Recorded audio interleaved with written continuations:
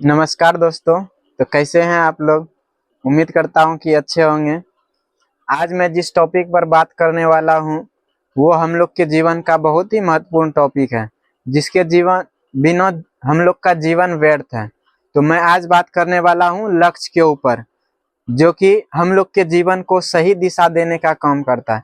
जिसके जीवन में कोई लक्ष्य नहीं है उसका जीवन जीवन जो है कि व्यर्थ है।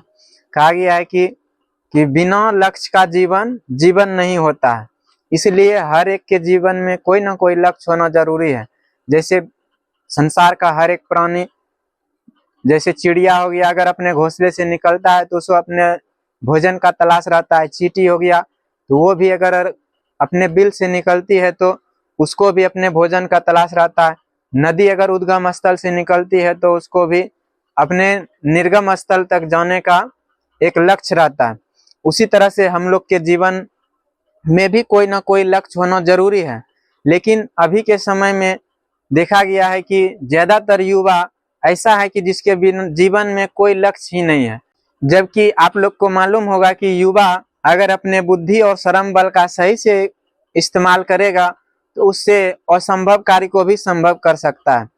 तो ऐसे ही हम लोग युवाओं के लिए भागवत गीता के दूसरे अध्याय के 41वें श्लोक में भगवान श्री कृष्ण कहते हैं, व्यवसाय आत्मिका बुद्धि एका ही कुरु नंदन बहुशाखा ही अनंतश्चो बुद्धियो अव्यवसायिनम।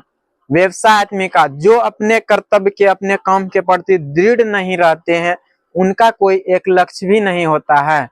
और जिसका कोई एक लक्ष्य नहीं होता है तो बहु शाखायाम ही अनंतम, उसका बुद्धि जो है वो अनेक शाखाओं में बढ़ जाता है।